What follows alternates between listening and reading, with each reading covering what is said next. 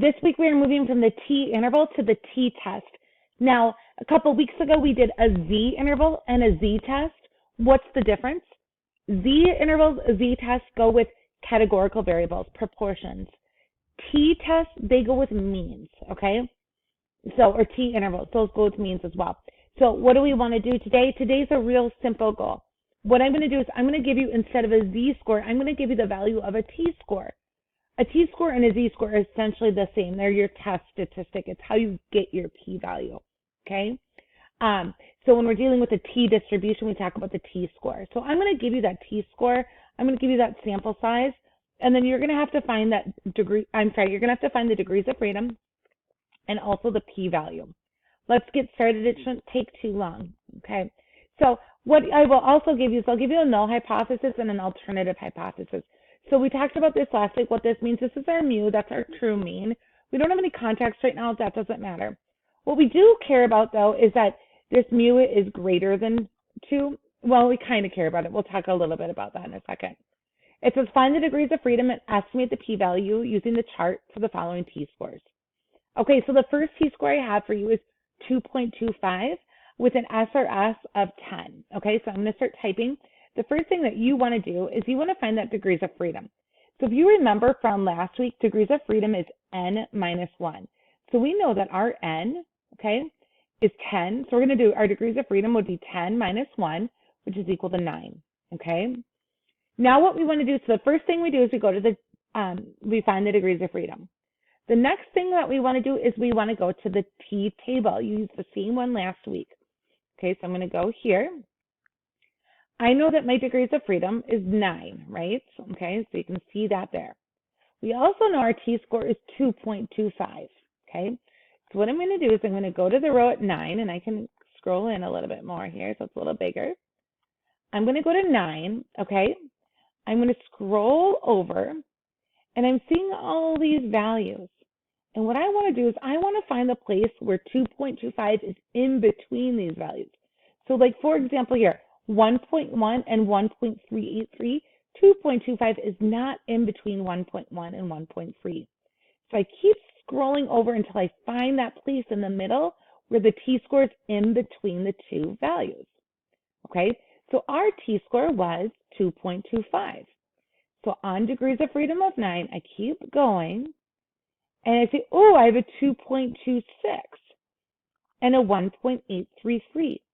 So my t-score is in between this value of 1.833 and 2.262. Okay, since I'm right in between those values, I found I want to be in one of these columns is what I want, these blank columns. Okay, so I'm in this blank column right here. And now what I do is I scroll up, and I'm not going to be able to tell you what my actual p-value is, but what I can tell you is once I scroll up, my p-value will be for sure between these two values, between this 0.025 and this 0.05. And you can see as we look at all these different tail probabilities, it gets bigger as we go to the left here. So starting from right to left, it gets bigger. From left to right, it gets smaller. Okay, so let's just quick review again. What do we know? Degrees of freedom are 9. Our t-score is 2.25. We scroll across. We find the place in the middle. We scroll up. We now know our p-value is between 0.025 and 0.05. So how do I write that? I'm going to write the little one first. So 0.025, right, is less than our p-value, which is less than 0.05. So we do that every time like that. Okay. We're going to use the same null and alternative hypothesis right now. I guess that doesn't really matter at this point. But I want to look at this one here. Same 2.25 for t-score with an SRS of 50. Okay, so I'm going to go in here. First thing we do is we find that degrees of freedom. So our degrees of freedom is going to be 50 minus 1, so that's 49. Okay, and now what I want to do, okay, is I'm going to go to that chart and I want to find 2.25. Well, if you notice, my degrees of freedom is 39, and that's not on here. Just a friendly reminder, this is our degrees of freedom.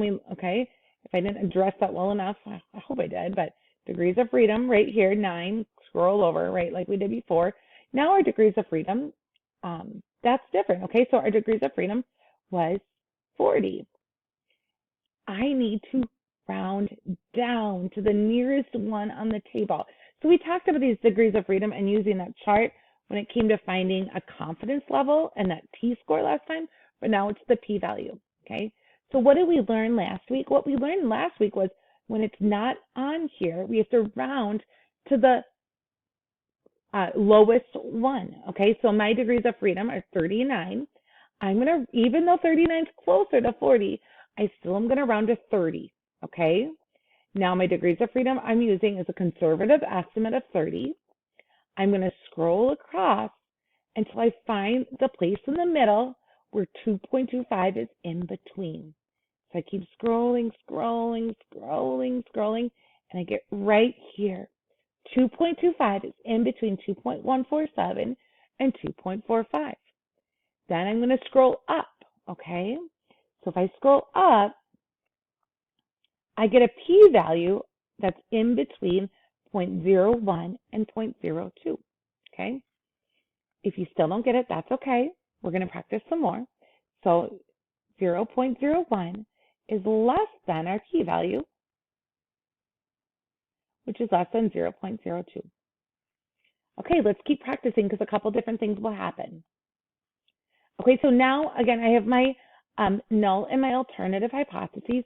And usually, not every single time, but almost always, okay, when we have a less than in our alternative, we should get a t-score typically that is a negative t-score.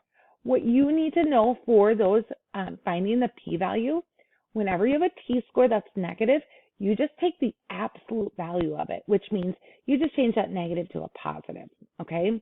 So really what we're doing right now is we're looking for a t-score that is 3.27, not negative 3.27, for a degrees of freedom of 14, okay? So I'm going to go to my chart. Again, remember your degrees of freedom are right here, 14, and let me remind myself what it was again. My kids are running around in the background, so I'm getting distracted. Okay, 3.27, degrees of freedom of 14. Again, I want to find that space in the middle where the t-score falls in between the values. Okay, so I go across, and 3.27 is going to be right in this space here between oh, I lied. Was it 3.27? Yes, forgive me. Okay, we'll do it again. We have a degrees of freedom of 14. We have a t-score of 3.27. I'm trying to find the space where the value is in between these two values. If I keep scrolling over, okay, I'm getting closer, right?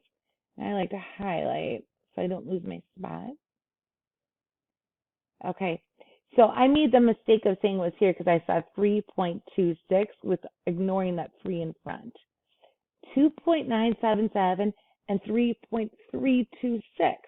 So that means 3.27 is right between 2.977 and 3.326, right in that space. So I'm going to scroll up, which means my p-value is in between these two values, 0.0025 and 0.005, okay? 0.0025 is less than my p-value, which is less than 0.005, okay? All right, I think we're doing okay. This one was just a repractice with you. Hey, if it's not on there, your degrees of freedom to round up. So I'm going to skip that one for now. You can practice that on your own. And if you want to practice that on your own and email me what you've got, we can go from there. Okay. All right. So let's keep cruising to the last problem. So when our null hypothesis mu is equal to 12 and our alternative is mu is not equal to 12, what's our p-value going to be? This is the most important one. You want to keep track of when your HA is a not equal to, okay? There's an extra step that has to happen. So the first thing we're going to do is we're going to say, well, what's our degrees of freedom? Our degrees of freedom is 1 less than 15, so that's 14, okay? Next, I'm going to go find the p-value just like I did before, and my t-score is 2.78, okay? So I'm at 14, 2.78. Sorry, my memory is getting bad here. 2.78. So I scroll across 2.78. And 2.78 is right in between these two values here, 2.624, right? And 2.977, okay?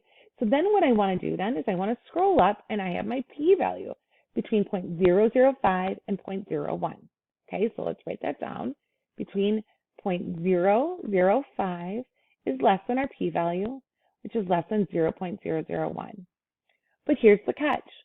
When it's a not equal, just like when we did with the z, when it's a not equal to your alternative, you have to multiply by 2. So what I'm going to do right now is I'm going to multiply 0.005 by 2. I just want to double check I got that right. I'm 0.005 and 0.01.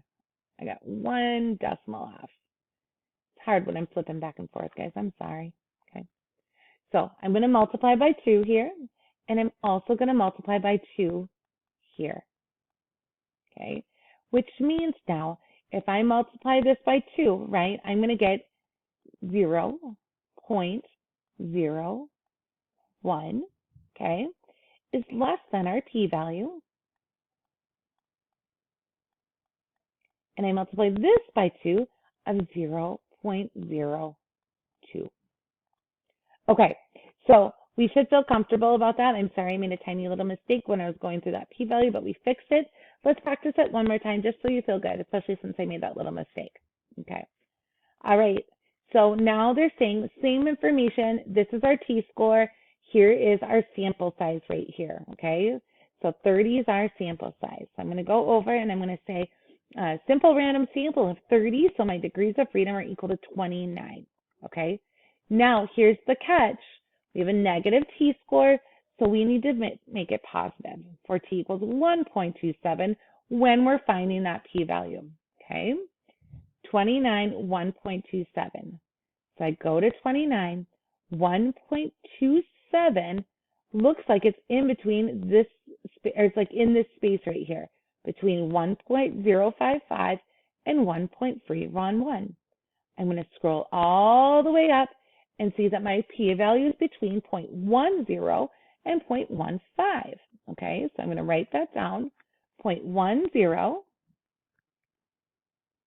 is less than our p-value, which is less than 0.15. I'm going to just double check.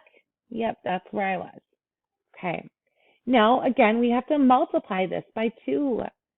So we're going to multiply by 2 here, and we're going to multiply by 2 here, which means, okay, our p-value is between 0.20 is less than a p-value, which is less than 0.30. And that's my final answer, you guys. All right, you guys have a great day. It's Sunday today. It's super rainy all weekend. Hope it looks like the weather's going to get nice this week. So you guys take care, and we will chat soon.